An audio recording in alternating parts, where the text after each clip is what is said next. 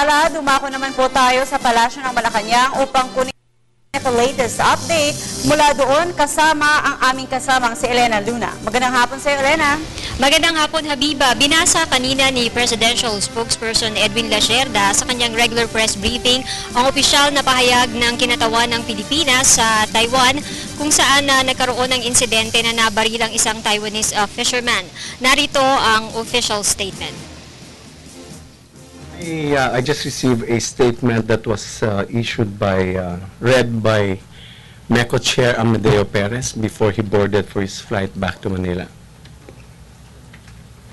In my capacity as a designated personal representative of President Benigno S. Aquino III, I came to convey the President's and the Filipino people's deep regret and apology over the unfortunate and unintended loss of life in the course of a fisheries law enforcement operation on May 9, 2013 by a Philippine Coast Guard Bureau of Fisheries and Aquatic Resources Maritime Patrol in waters in the northern Philippines.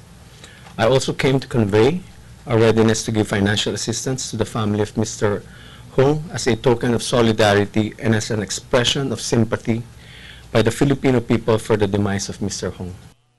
Upon orders from the President, the National Bureau of Investigation has already initiated the investigation and is committed to a thorough, impartial, exhaustive, and expeditious investigation of the incident. The NBI has given this case the highest priority. I am grateful for the meeting with Director General Benjamin Ho of the Ministry of Foreign Affairs last night.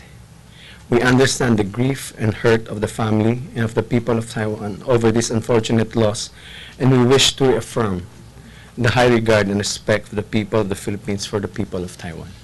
This was a statement issued by or read by MECO Chairman Amadeo Perez before he boarded his plane back to Manila. Sa press briefing din kanina ni Presidential Spokesperson Edwin Lacerda ay muli siyang umapila sa mga taga-Taiwan na huwag pagbalingan ng galit ang mga Pilipinong nagtatrabaho sa kanilang bansa.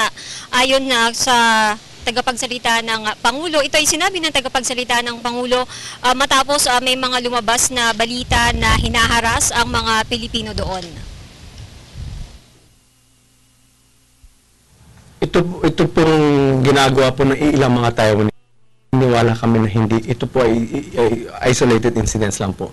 Hindi po ito kagagawan po ng sambayan ng Taiwan. Naniniwala kami at nirespeto namin ang ating mga kaibigan na nasa Taiwan. But let me also again appeal to them, to the Taiwanese people, to refrain from hurting or making our Filipino compatriots there as instrument of their anger. It does not sit well with anyone, and as the hosts for our Filipinos there, we would expect that they will be treated decently as we do treat their Taiwanese nationals here decently. At yan ang ating balita mula dito sa Malacanang sa tulong ng RTVM. Ako si Elena Luna para sa Telebisyon ng Bayan.